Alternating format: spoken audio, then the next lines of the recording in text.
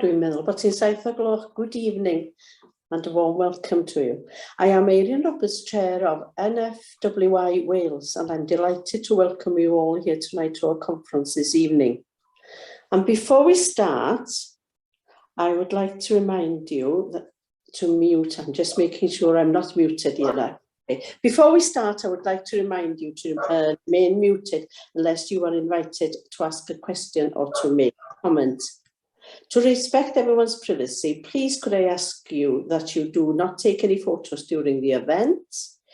Please switch off your camera if you do not wish to be visible to other participants. I would also like to make you aware that we will be recording the presentations. I would like to extend a warm welcome to our speakers and the breakout sessions leaders. Nikki Amos, Chair of NFWI Public Affairs Committee, Christine Boston, Director of Sustains, Robert Bailey from Wales Government's Climate Change Division, Professor Lorraine Whitmarsh, Director of CAST, Hannah Willis, a voluntary champion with a Time to Change Wales campaign, and Sabir Azad and Bex Kensfield from the Welsh Women's Aid. I am looking forward very much to the sessions. As you know, public affairs is central to the WI in influencing change on the issues that really matters to our members, as well as gaining new members and securing media coverage. Our army of 15,000 members in Wales is renowned for getting things done, and each and every member playing such a vital part in their local communities. To begin the evening, I will present a snapshot of our public affairs activities in Wales and highlight some up-and-coming events. And I'll start with violence against women. Sadly, violence against women is an endemic across the world and has been intensified since COVID-19. Tragic events such as the murder of Sabina Messa and Sarah Everett have highlighted that there is so much more to do to achieve a culture change where violence against women is not tolerated by society, and where women and girls are able to live their lives free from fear of violence and harassment and abuse. We are encouraging Federation and WIs to get involved once more this November in recruiting male ambassadors from their communities to speak out against male violence against women. I would urge you all to get your WIs involved in approaching groups in the community to make the White Ribbon pledge to never commit, excuse, remain silent about male violence against women. Why not get your local male voice choirs or politicians and young farmers, youth clubs, sports clubs involved? Resources to support you are available on my WI. On the 22nd of November, members are invited to join our two events to mark the International Day of Elimination of Violence Against Women and International White Ribbon Day. We have an online cross-party stakeholder event between 2 and 3:30 p.m, followed by a candlelit vigil on the steps of the Senate. Secondly, I'll go on to digital connectivity. At the start of this year, we joined up with the FUW, the NFU, the CLA, and the Wales White Young Farmers Club to press for the needs to improve digital connectivity, in particular in rural areas. Since COVID-19, access to fast and reliable broadband has been more important than ever. We undertook a survey during March which showed that 66% of respondents had been impacted by poor connectivity. During the week of the virtual Royal Welsh Show, we held a webinar to explore the survey, finding further contribution and from industry experts, and we have recently produced an action pack to support members to learn more and take action. We will also be launching a short survey during the next couple of weeks, and this will be promoted widely at the Winter Fair. Climate change. Climate change continues to be high on the WI agenda and a concern for WI members. NFWI Wales is a member of the Stop Climate Chaos Cymru. Back in December, we signed up as a partner of the Climate Cymru campaign, and I hope that many of you will have pledged your support for this campaign, which has taken over 10,000 voices from the people of Wales to the COP26 in Glasgow. I have observed on social media that a number of federations and WI across Wales took part in the Great Big Green Week in September, as well as the Show the Love campaign last February.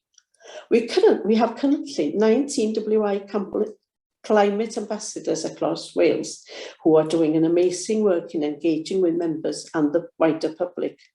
I would like to congratulate them on the great work they're doing in their communities. Last Saturday, we saw WI members taking part in the Global Day Action for Climate Justice. And here's some photos from the Cardiff March for you. Get on board. The decline in bus services is another key campaign area for the WI.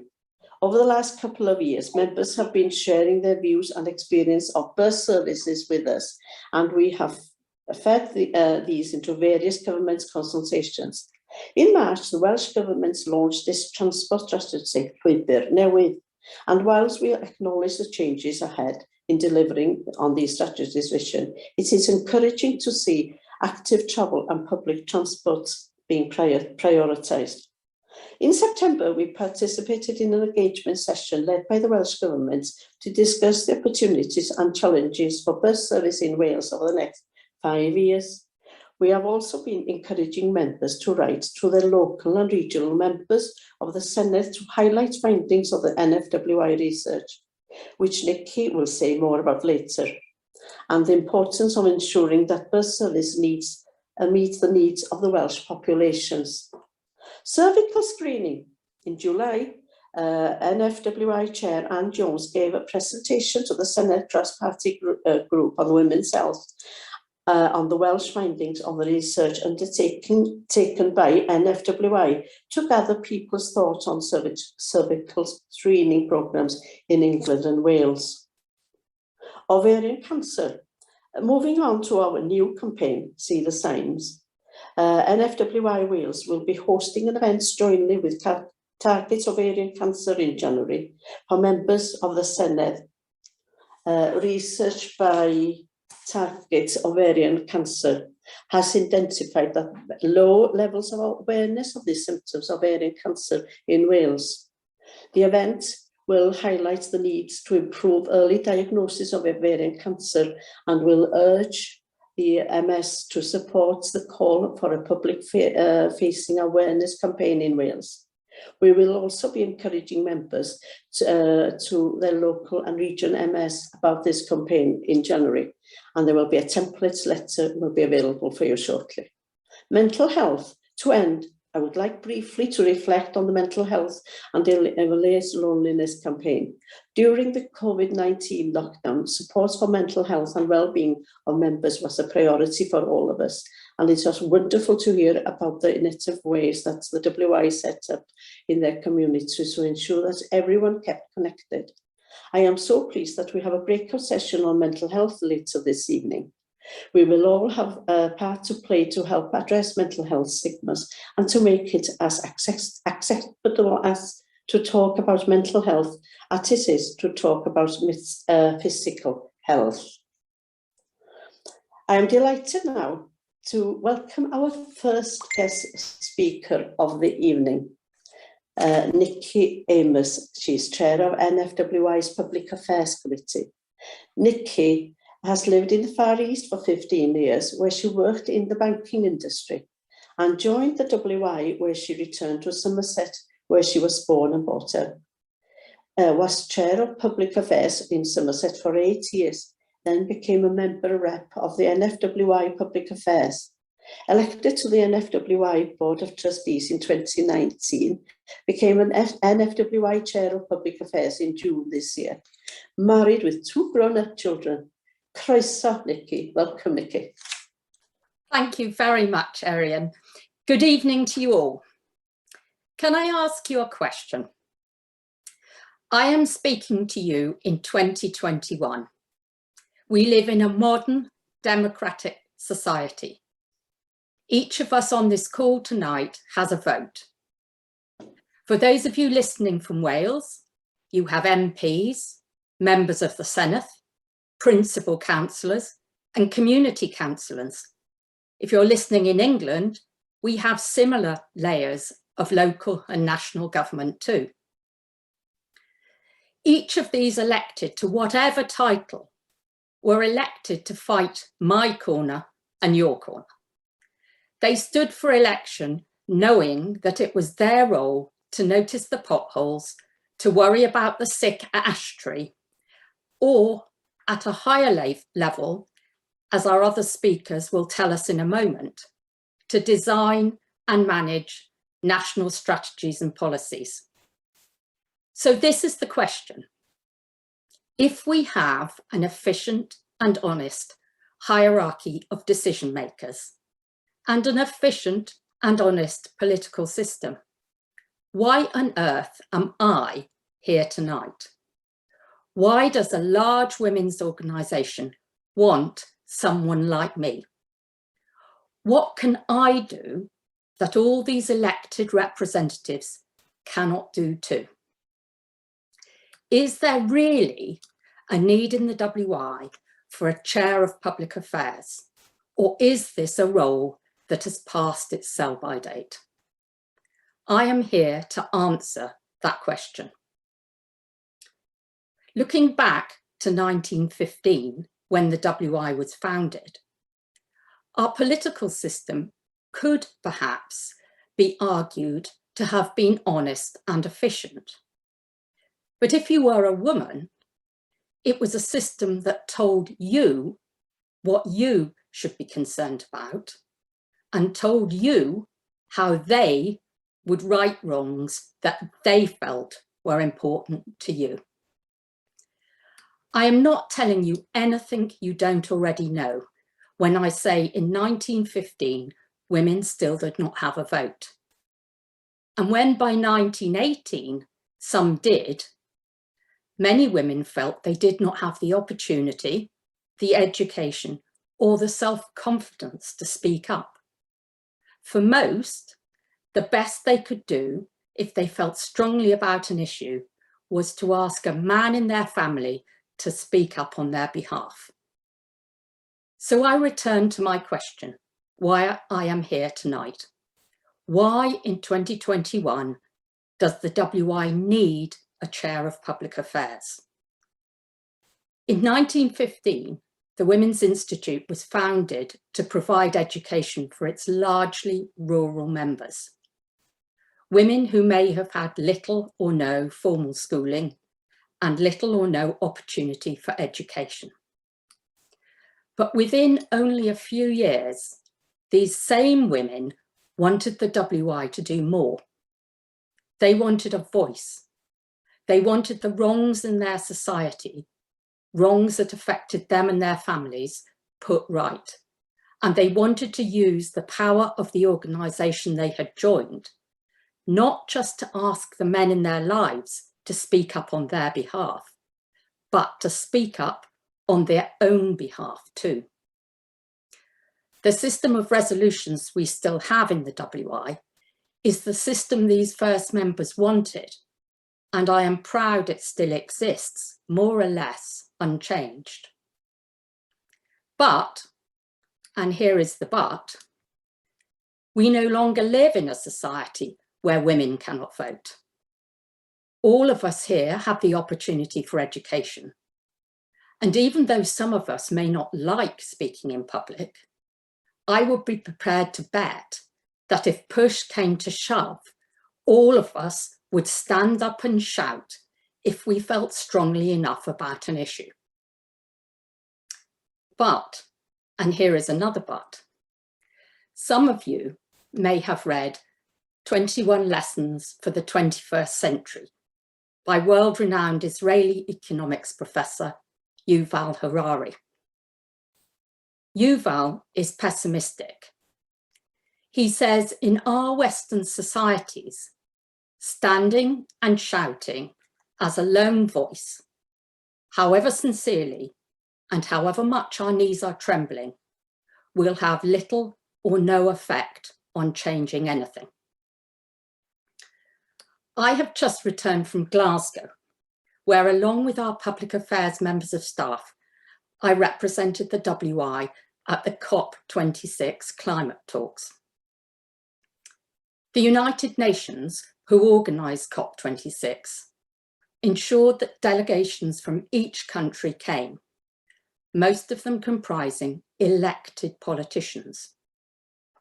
Where politicians go, the media go too, and everyone from Al Jazeera to the New York Times followed in their wake.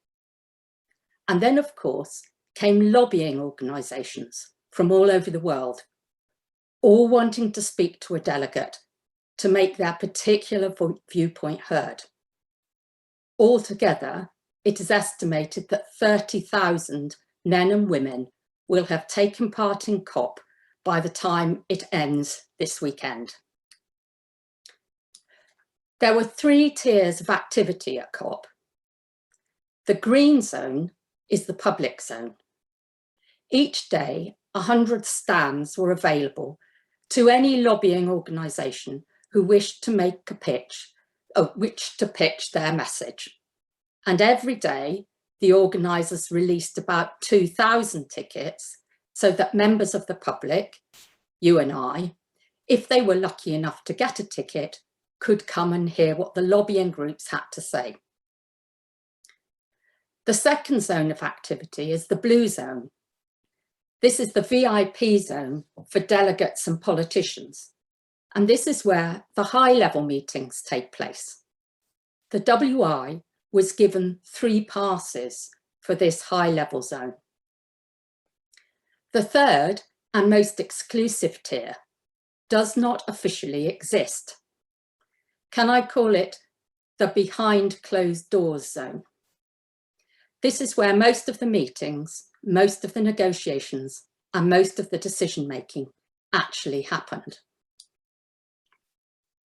Of the lobbying groups, some felt our climate ambitions were far too onerous and would destroy world economies. And others, especially from countries imminently affected by climate change, felt ambitions were far, far too weak. One overriding issue, however, united all the lobbying groups, and this is the view that decisions on climate change cannot and should not be left to elected politicians alone. Can we think about this? How can this be? Politicians are our elected representatives, and most of the politicians attending COP were highly intelligent, very well educated, and from countries with decent democratic systems where honesty and efficiency prevail. These men and women have a genuine desire to do the right thing. But lobbying groups lobby because they are passionate. Lobby groups raise the temperature. And unlike politicians, lobby groups do not have to listen to all sides of the argument. They do not have to worry about keeping their funders happy. They do not have to stick to a predetermined manifesto. They do not have to worry about how they will pay for their idea. The reason the WI was invited to COP was asked not only to take part in the green zone, but much, much, much more important, was given VIP status in the blue zone too, was that the WI is a very well-respected lobby group. You and I may have joined the WI for a variety of reasons: friendship, cake making, local walking group. But to the outside world, the WI is a big lobby group representing 200,000 women who are our members. As individuals, any one of you could have said exactly what I said at COP. But as Yuval Harari has said, in 2021, lone voices go unheard. Greta Thunberg, without a following of other young people, would have remained nothing more than a lone voice. No decision maker would have listened. When David Attenborough speaks, decision makers jump, but only because millions watch his TV programs and millions think when they hear him speak that he is telling the truth. The WI does not have millions of members, but it has thousands. And this is why those in power watch the WI. We represent a large sector of the electorate. And for this reason, what the WI is saying and why it is saying it affects the policies that our politicians have and why they have them. The November after I first became a member rep on National Public Affairs, one of Theresa May's staff asked me at an informal event what the winning WI resolution, and it hadn't yet been made public, would be for that year. To be honest, I was a bit taken aback that this girl knew there would be a winning resolution, and secondly, that she cared. But she wanted to know for a reason. 200,000 women represent a very large part of the electorate. The resolution we choose gets talked over, argued over, and taken home by each of us to be discussed over the meal table and with family and friends. Without exception, that resolution will enter the national psyche. Just think of microplastics. When I first heard that resolution, I didn't even know what a microplastic was. And yet 4 years later, the term microplastic has become a household word. So unlike the women in 1915, women in 2021 do have a voice, do have an education, and are perfectly capable of making their own voices heard. But when we fight for change, and unlike the women in 1915, we need to unite in not just a group of a few hundred women, as they did, but in a much larger group of several 100,000. To be successful in 2021, any campaign we have now needs not only our 200,000 members, but their families and their friends too, behind it to be successful. So to answer the why I'm chair of public affairs, I am following in the footsteps of some really astounding women whose courage and determination since 1915 have changed society for the better. And I sincerely do not believe that this is a role that has passed its sell-by date. This is a role that society needs more than ever. This is not a role that works against our elected political system, but that works with it.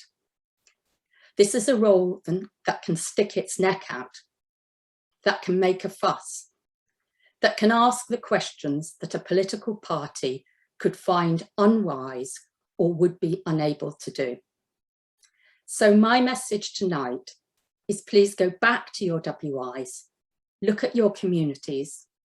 What do you feel passionately needs to be changed? Get the WI to back your campaign. Remember, alone, your voice may not be heard, but add to your voice 200,000 others, and you will be amazed at what you can achieve. Thank you.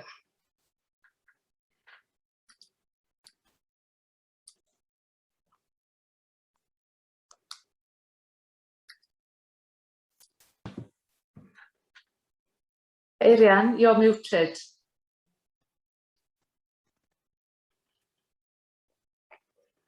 Sorry about that, my phone rang. Thank you very much, Nikki. Diolch yn fawr, Nikki. Very, very interesting. And now there's an opportunity for you to ask questions, ask Nikki some questions. And I think Enid Bibby from Anglesey has a question. I'm not sure it's a question or an observation. We have an older demographic in Anglesey, as you're probably aware, and we found, COVID notwithstanding, we have found it incredibly difficult to recruit trustees, and even more difficult to recruit to our Public Affairs Committee. I don't know whether this is an Anglesey specific problem, but how it feels is that a few passionate souls are prepared to do things, but it's very hard to find other women who are prepared to join us. So what is everyone doing in their own federations in order to strengthen their public affairs committees? Can I answer quickly and then throw it open to everyone else, Enid? Would that be okay? Of course. When we went to Glasgow, we had several aims, and it was at several levels. For example, we took a whole load of No More Loopholes bracelets. Now, they had been made by, I would imagine, many members in Anglesey, because I can imagine your members would actually quite like making No More Loopholes crocheted bracelets. We could not have done any of COP without those bracelets, because we were able to give them to MPs and VIPs and explain why we were giving them a bracelet and why there were no more loopholes. I can stand up at COP, and I should imagine quite a lot of your members would say, oh, I've done that, I don't need to be doing it now. I couldn't have done that without the bracelets.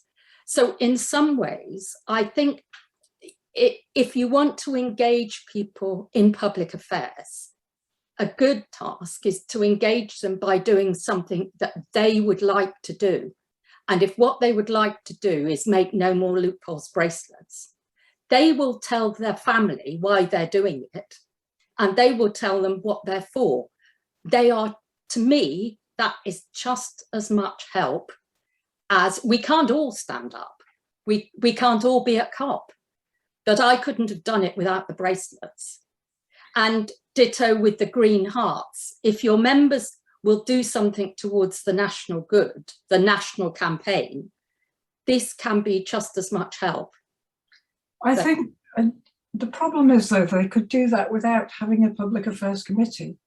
They can do that because they've been on MyWI, because they've got a good president, and they do it as individual branches.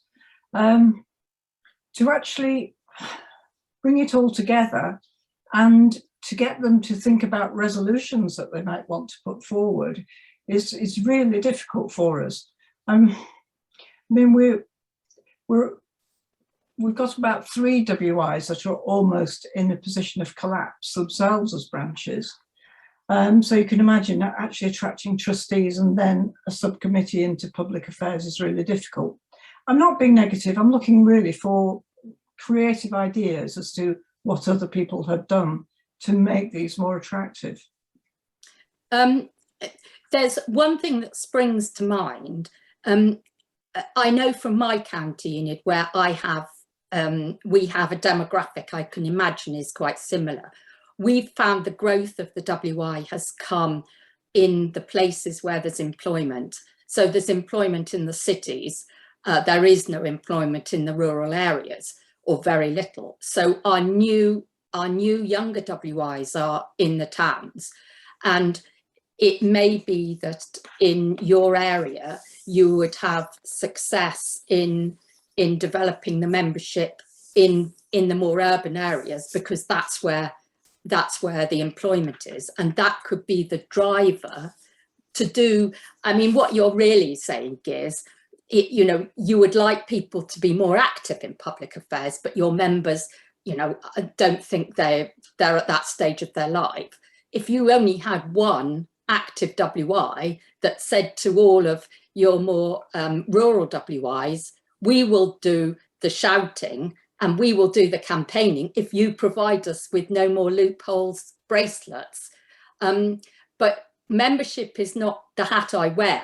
So I'm going to throw this open to see if anyone else on the call tonight has any practical ideas, if that's okay.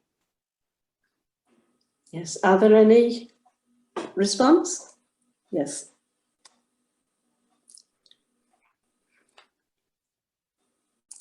No, it's very quiet. Well, I know in our little WI. Ariane, I would just hi. I would just say that I can understand what Enid was just talking, Enid Bibby from Anglesey was talking about, because you and I and Enid know that most of Anglesey is in fact rural. Yes. You know, they haven't got really a big urban area, so I can fully understand that, you know, their problems that they have. So it is quite difficult for them. Mm. Yes. Well, I don't think people, some of the people realise what's a lot of work we do, and they don't realise how much campaigning and things we do. Because when you start doing the green hearts and things with them, they sort of realise what we do. Yes, I would agree with that. I think a lot of the WIs in Wales do actually take on board the green hearts and try to do as much, but we are very rural. Yes. Can I leave that question on the? Can I leave that question on the table then? And for those who are thinking about it, put it into the chat and we can pick it up later.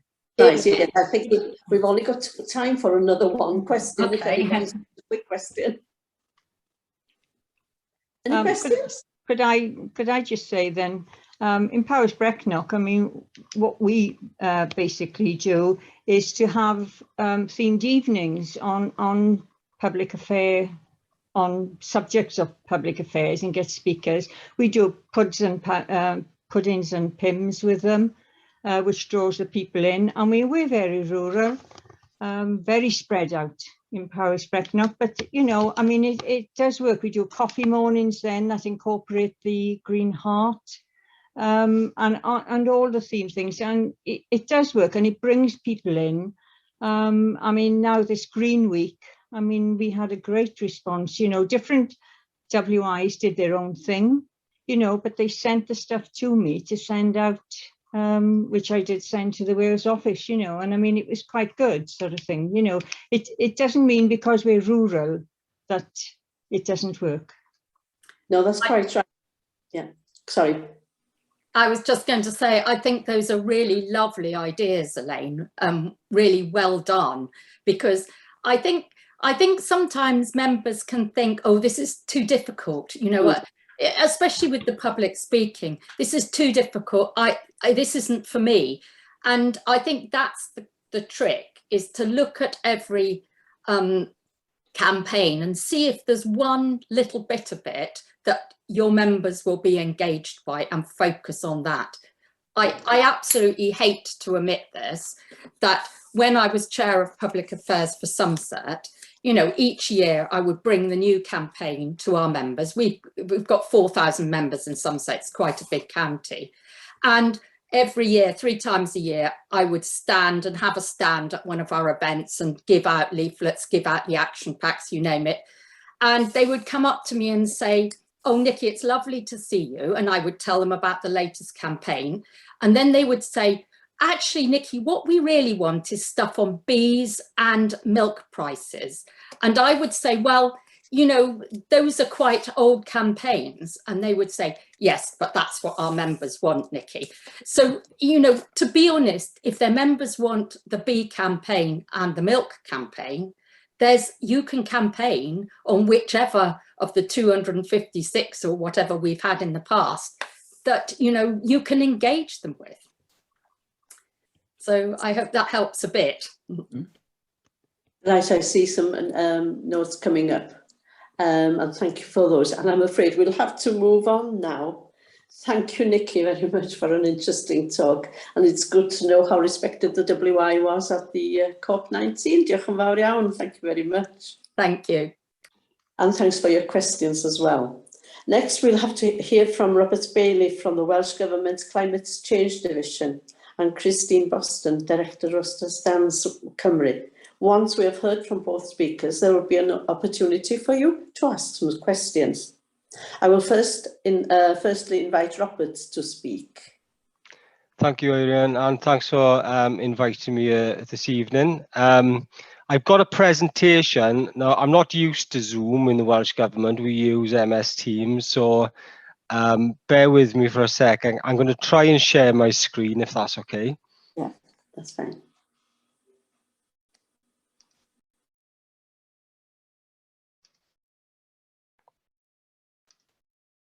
And I'm not sure, can people see that? Net Zero Wales on your screens? I can, yes. Anybody else?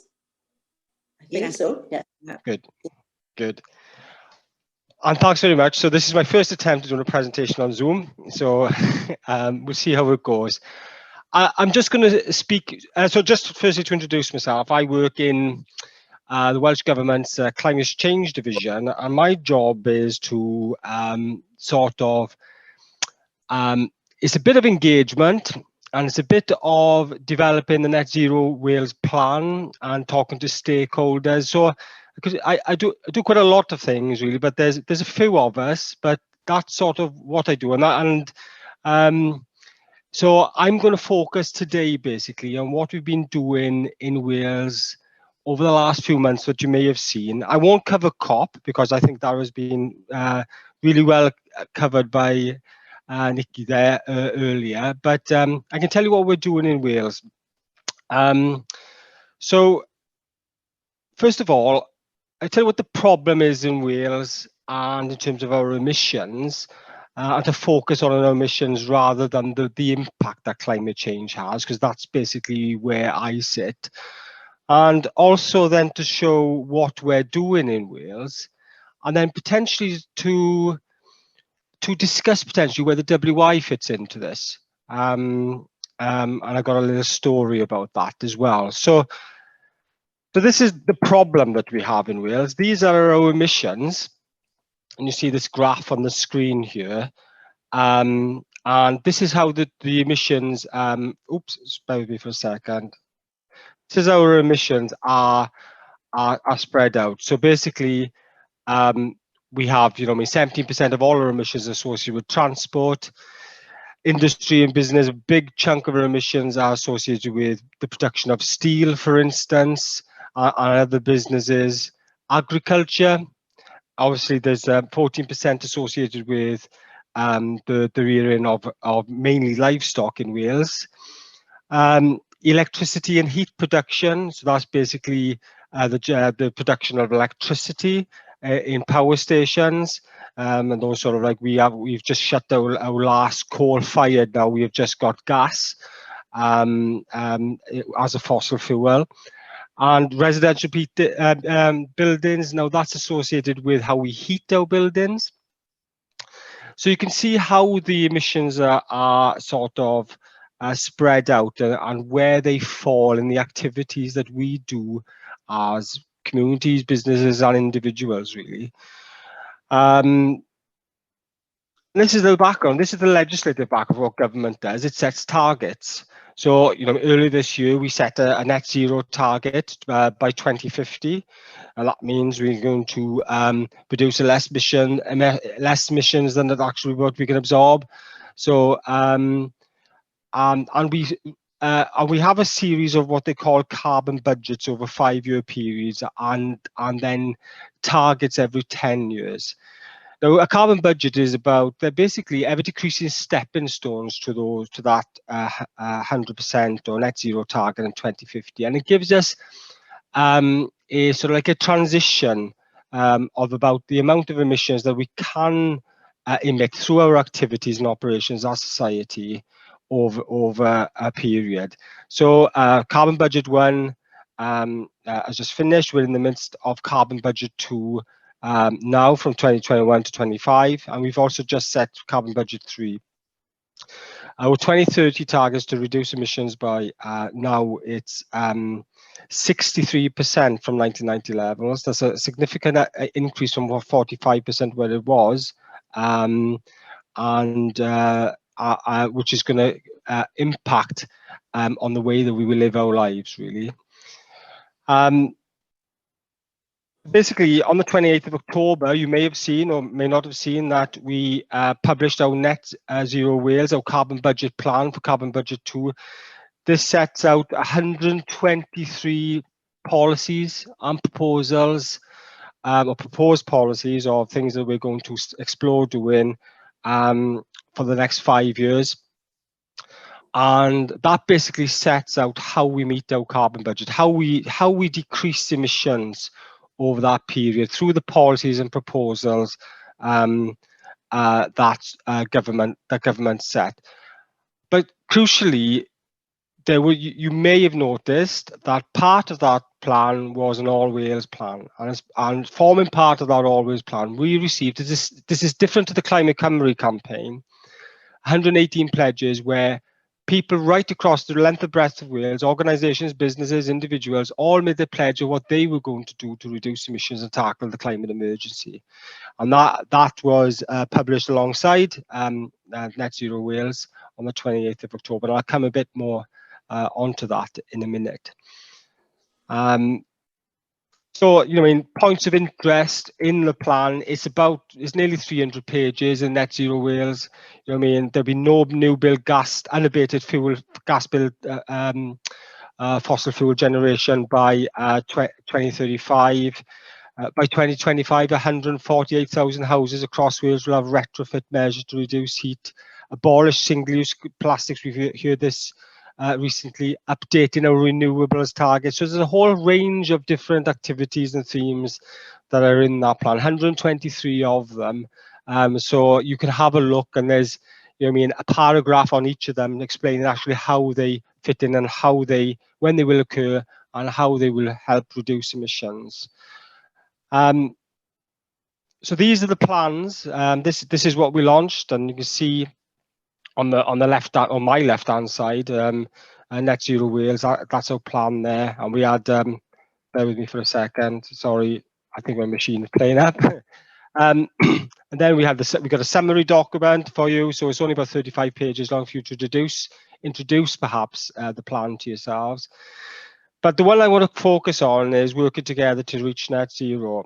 And basically, this is actually where the activities from everybody else in contributing to meeting carbon budget 2 and tackling the climate emergency sit. And this plan consists of our pledges and also lots of case studies of what people are already doing. So it sort of talks about the intent to act, but also what people are already doing. And it's both digital and written case studies. So it shares information from people right across Wales, so people, to have a look and give you and generate ideas, etc. So that's basically where our missions are and the activities and plans that we publish to deal with those emissions from a Wales perspective. But I want to focus, as I said earlier, on working together to reach net zero and basically the role of the WI potentially in that. And I want to tell a story really, and of actually Llansaint Women's Institute, who submitted a pledge. And so basically this happened because I met Delia in a field in Fishguard, and I used to work with Delia many years ago. It sounds a bit, but I met her in the field. She asked me what I did now, and I explained that I worked in Clem. She said, "Oh, that's interesting. Could you come down and speak to us?" And I said, "Yeah, of course I will." Yeah. So lo and behold, in September, I went down to speak to them. And my intention was, I'm from the area originally, so I now live in Barry, Cardiff. So I went down and I wanted to, let's get a pledge from Llansaint, and I went there, did the presentation and asked them to make a pledge, and they thought long and hard about it, and they came up with this pledge. And And I thought, yeah, well, this is great. But little did I know the force of nature that Llansaint WI were. And then suddenly this happened. So we have about 6 or 7, and there's more in the pipeline apparently. So they went and engaged schools down there. So both Ysgol Gwenllian and Ysgol Menyn y Garreg, the Cylch Meithrin, a Dwrafel Comprehensive School in Neath, Delia and her grandson herself. So we had 5 or 6 pledges, all in just through one conversation with the WI in Llansaint. And obviously the First Minister has mentioned them. Obviously he's seen them. I didn't brief the First Minister on them. And obviously it's touched a nerve. And actually it touched basically because I think I didn't know, I suppose this is my introduction to the WI. And I just can't believe the sort of force of nature and the ability to lead and affect conversations and action in your communities, and the voices that you have, the influence you have, is absolutely amazing. If you had 500 groups around Wales and you all did this, everybody talking about doing their small actions, the impact would be huge. It's because conversations, as you see from COP, and I think the discussions at the highest level obviously set the tone and they set the targets for the world to decarbonise. But there are millions of conversations happening all over the world right now about how people can all do their bit to tackle climate change. All our lives are going to be affected over the next 10 years. And people will have to change the way that we do things, the way that we live our lives, you know what I mean? And we just got to make it easy for people. And I think the Llansaint WI have started that. They've sort of set the scene basically of how this could be done, to gather the momentum, to continue the conversations. And this is not all looking at government to do things. Government has a role, it has a crucial role, and the United Nations has a crucial role, but we all have roles to do.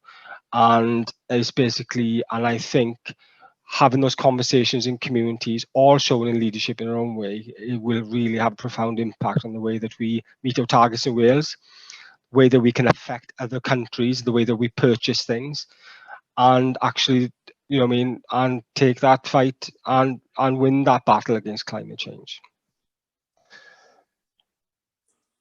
Right. So I'll stop sharing there.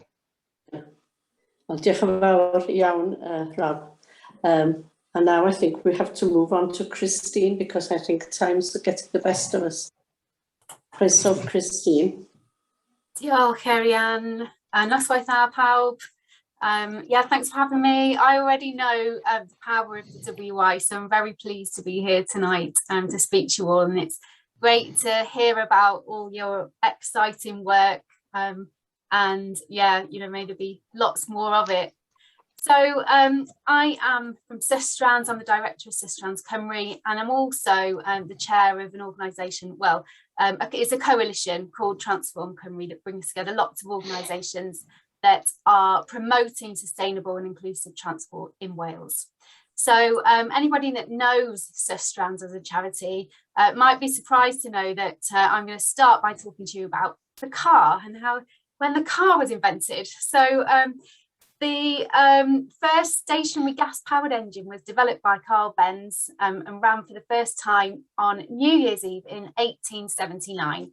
And then it was patented in 1886, which that patent number is pretty much widely regarded as the birth certificate of the motor car.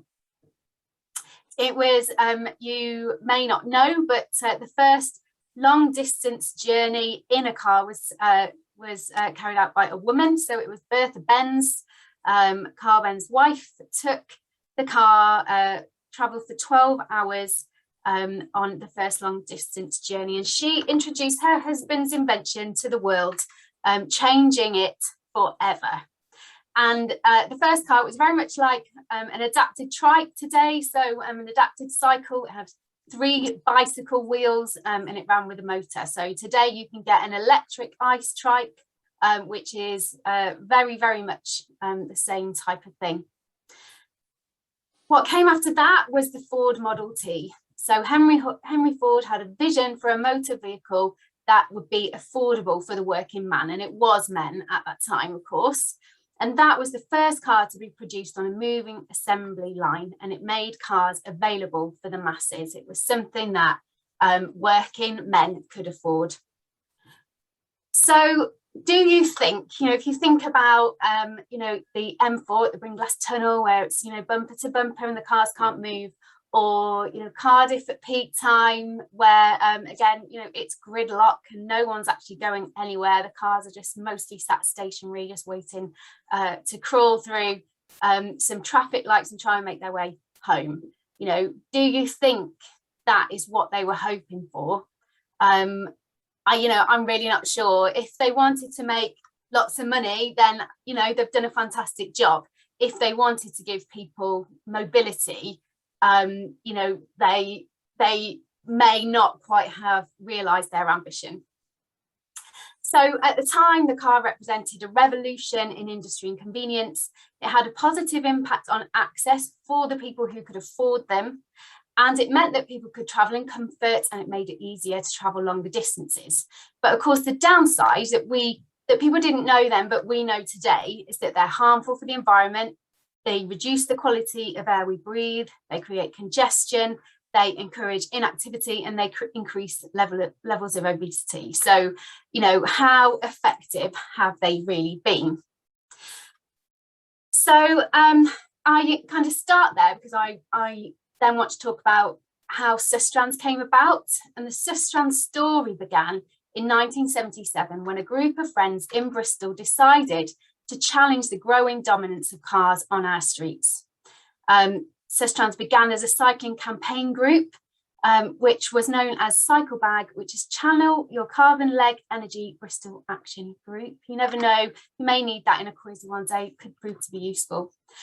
And our first project was the development of the Bristol to Bath cycle path, converting an old railway line onto a cycle path, which carries more commuters today than it did when the train was in operation.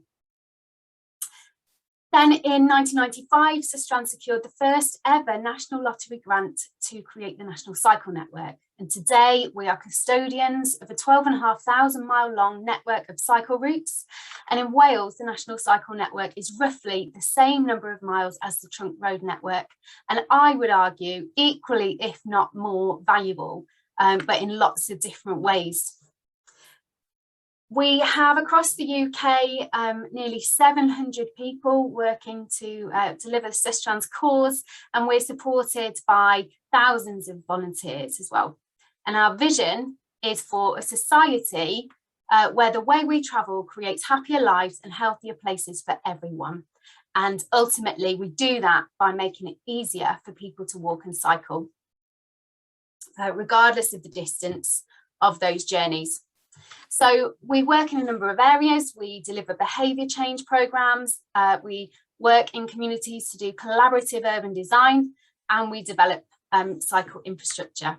So whilst Sustrans began as a cycling campaign group, and our brand is synonymous with the National Cycle Network, and we promote active travel, we are a transport charity. We promote sustainable and inclusive transport. We are a transport charity. We're not a cycling charity, we're not an environmental charity, and we're not a social justice charity. All those things are very important to us. So just in terms of our influencing work, you might be interested to know that Sustrans was instrumental in the development of the Active Travel Wales Act. And today we support local authorities to deliver against that, and we are guardians of quality and standards, and we do everything we can to ensure the Act delivers success. We've been involved in 20 mile-an-hour zones. We were involved in influencing the decision around the M4 Relief Road. We support the Clean Air Act and have been heavily involved in the development of work around that. And we've been involved in the development of the Wales Transport Strategy, which is what I'm going to cover a bit today. And I'm really glad Robert didn't cover that. I wasn't quite sure what he would focus on. So yeah, glad to know I can carry on talking about that. So the Wales Transport Strategy, Llwybr Newydd, a new path, was published earlier this year, and it focuses on delivering a prosperous, green and equal society. There had already been a lot about sustainability in the strategy, as you would expect, but thanks to kind of our work with them and the work that I've been doing through Transform Cymru, it brought the social aspect of transport much more to the heart of the strategy. So it is about connecting people and delivering a sustainable and inclusive transport network for Wales. It has 3 priorities. And the first one is to reduce the need to travel. So, you know, COVID has been helpful in that respect. Whilst not everyone can work from home, you know, it does reduce the need and the kind of temptation, I suppose, for people to get in the car every day and travel to the office. You know, they don't necessarily need to be there. It also kind of aims to ensure that there are good links to services built in from the early stages, because lots of development has been built, you know, without any transport access, you know, apart from a big car park, and that's a real problem for people that don't drive. It promotes transport hubs, good broadband, and also there's something in there about e-cargo bikes for the delivery of light goods, you know, in across towns and cities. The second priority is accessible, sustainable and efficient transport services. So that would have better integration, improved service and ticketing, and it would be informed by passengers, you know, to make sure the service works for the people who want to use it. And then the third priority is around behaviour change, and that's about reducing car dependency and increasing active travel. The strategy sets out a sustainable transport hierarchy, which puts walking and cycling at the top. So when decisions are being made at any level, walking and cycling should be the first choice, followed by public transport, followed by low emission vehicles, followed by standard cars.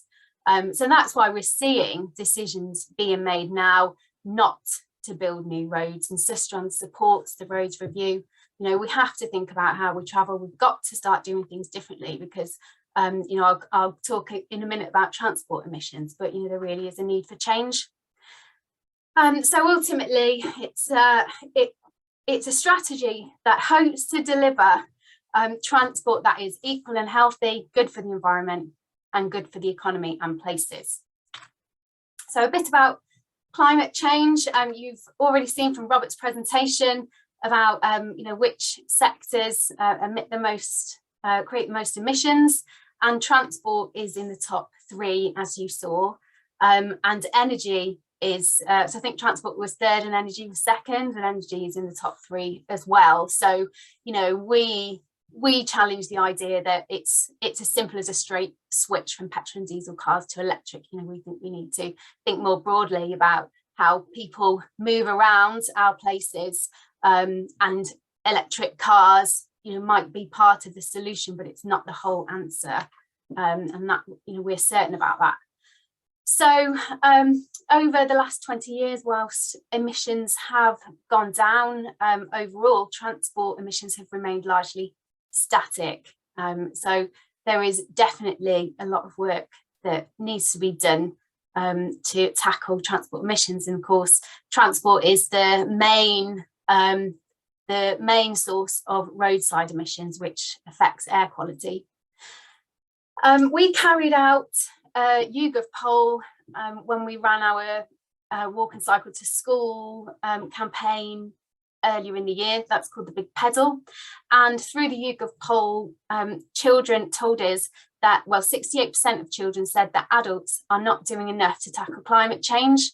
So there's a lot of anxiety amongst children about climate change and the future, and you know, it was clear from their responses that they think more needs to happen, and the adults need to, you know, make the decisions to make it happen.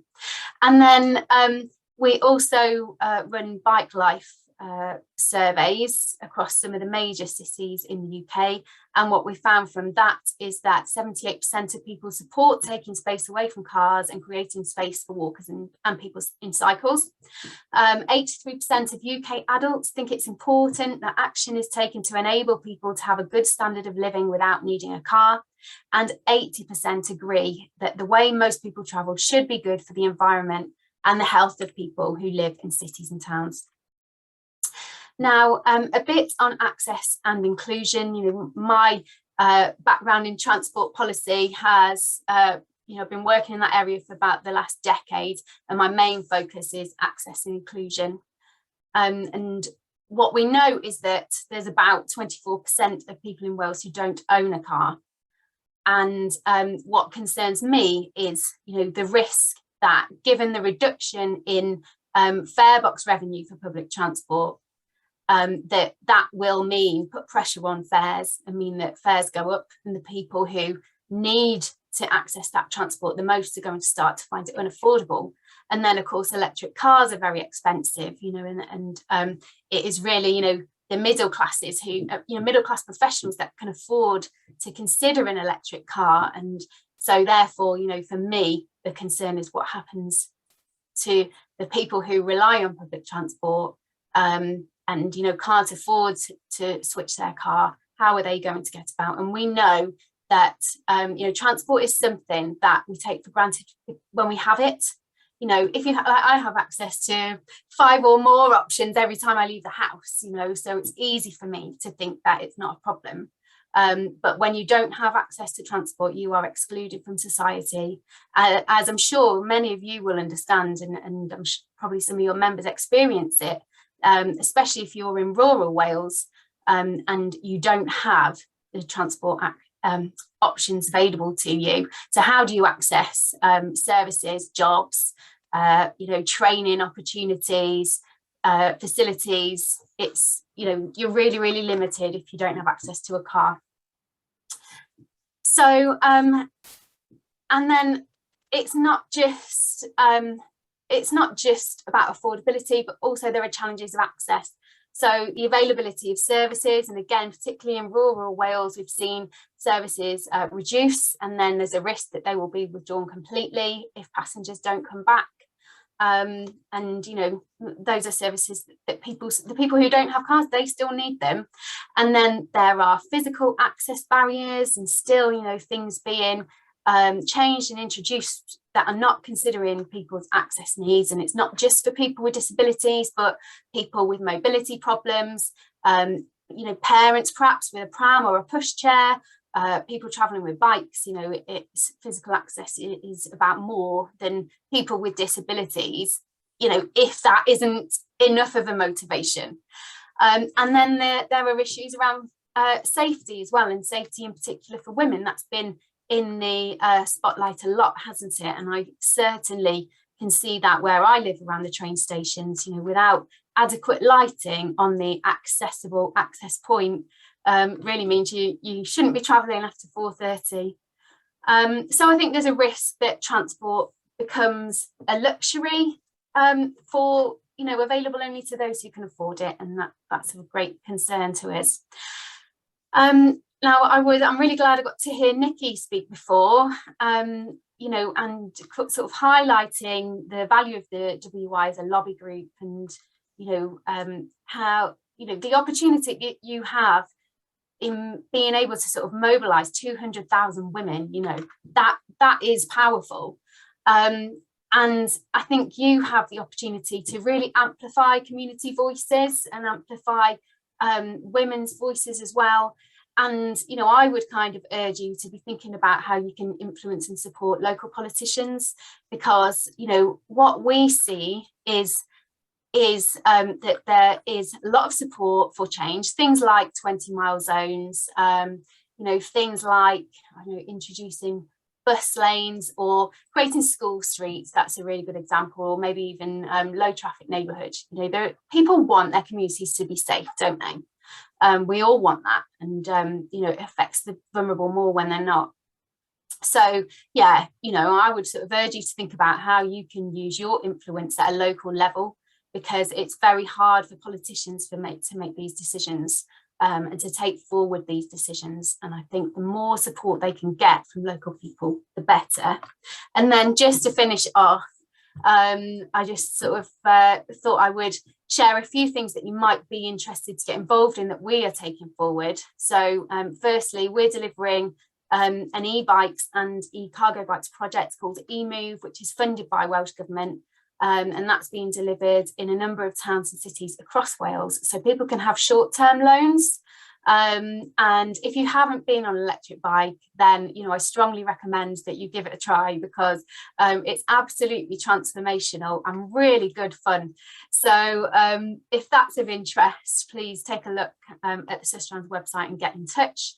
We're also going to be doing we're developing a women's safety audit tool, and we have a project in Powys as well, looking at women's safety on the National Cycle Network in Powys and some of the more isolated walking and cycling routes, and how we can make that safer for women. And then also we have a general volunteer programme across Wales, and if anybody thinks they might want to find out more or get involved, just take a look at the website and get in touch. We'd love to hear from you. Diolch yn fawr. Thank you very much, Christine. I think we've got time just for a couple of questions. If anybody has any questions for either Rob or Christine. And if you do want to make a comment or ask a question, can I ask you to put your name in the chat function, please? Anybody, or can we move on? I don't think there's any question.